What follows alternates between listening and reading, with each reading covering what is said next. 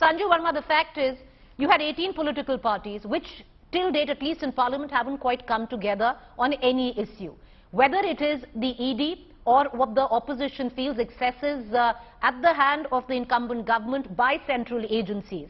And if you look at it, you know, there's ample evidence what the opposition says, that they have reason enough to do this. Okay, you know, Preeti, I just want to put a few facts out there in the public domain for the benefit of your audience. Point number one, the opposition is well within its right to carry out a protest march, assuming that there is a witch hunt going on. But I would just like to remind them, take them back to 27th of July 2022.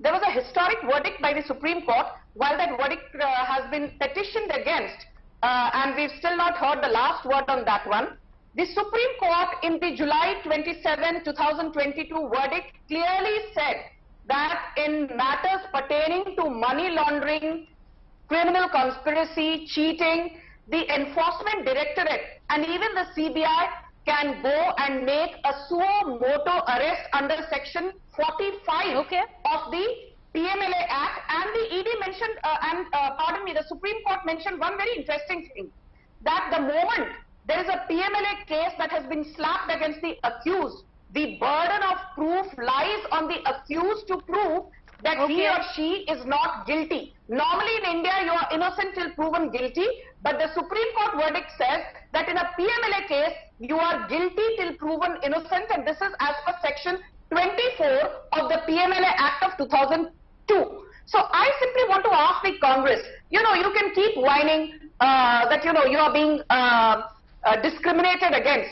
Tell me one thing. Why is it that the Supreme Court in 2014, 2016, 2018 and as recently, Preeti, as 2021, it refused to quash the criminal proceedings against Sonia Gandhi and Rahul Gandhi in the National Herald scam? Are you telling me that the Supreme Court is a handmaiden of the Modi government? Because that is no, the all right. assumption. I'm going to go back to Shama, but I'll come back to you on this. You talk about the PMLA, whether it's draconian, what the Supreme Court says is secondary. What the opposition is saying today is, why is the ED not actually raiding the likes of Mr. Adani? Or, you know, back home, just 2 weeks ago, your own MLA, Mr. Veerapaksha, in Karnataka, you know, it's interesting, just go by sheer figures. Of the last 7 years, who's been raided? Anil Deshmukh, NCP, Nawab Malik, NCP, Sanjay Raut, Shiv Sena, Manish Sisodia, Satyendra Jain, Aam Aadmi Party, Lalu Yadav, RJD, Pankaj Mishra, JMM, Partha Chatterjee, TMC, the list goes on, Abhishek Banerjee, TMC. So, when you look at it, hear me out, ma'am. In terms of the convictions till now, I'm talking about specifically ED, 0.05%. 95% of who's been raided since 2014 by the ED has been only opposition parties. Strangely, the opposition parties also say what happened to Narayan Rane, Suvendu Adhikari, Himanta Biswa Sarma, Bhavna Gawali, Yashwant Jadhav, and the list goes on. The latest in that, Mr. Veerapaksha, your own MLA in Karnataka, his son, and even in his house, caught with crores of money, there's been no raid. Okay. Preeti, that's a very exhaustive question, and I will call a spade without beating around the bush.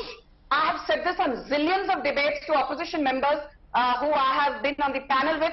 If you feel you have a watertight case against Suvendu Adhikari, against Narayan Rane, against even Himanta Biswa Sarma, because his name keeps cropping up, please go and knock on the doors of the relevant court. Are you telling me that you will sit and whine and wail and rave and rant on national television, but you will not go and knock on the doors of the apex court? And let me finish, please. Let me finish. Please, Preeti, ask me a question. Let me finish. Yeah. Yes.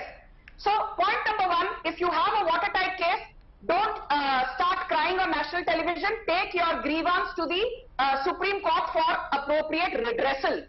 Point number two, I want to remind some people on your show that last year when K. Ishwarappa, who was the Panchayat Raj Minister of Karnataka, there was a case filed against Santosh Patil. In his suicide note, he said that money was extorted from him and that is why he is committing suicide. He named K. Ishwarappa. We forced K. Ishwarappa to resign. He is still facing an investigation. Can the Congress tell me that D.K. Shivakumar, Okay. who's the Karnataka Congress President, Preeti, he's out on bail since 2018 in a 700 crore disproportionate asset case. When will the Congress expel D.K. Shivakumar? It's No, very it's nice not to about, come here okay, and give a one bashing to the second. Okay, BJP. Sanju Verma, I want to open up the debate, but the question is not about whether you have suspended or expelled Mr. Ishwarappa. The question is very simple, which maybe the Congress will ask and even the Aam Aadmi Party will ask. They'll say that, listen, Manish Sisodia has been arrested right now by the ED. No money was recovered from him. You have your own MLA. arrest was not Sir, made by ma'am, BJP, hear my question out.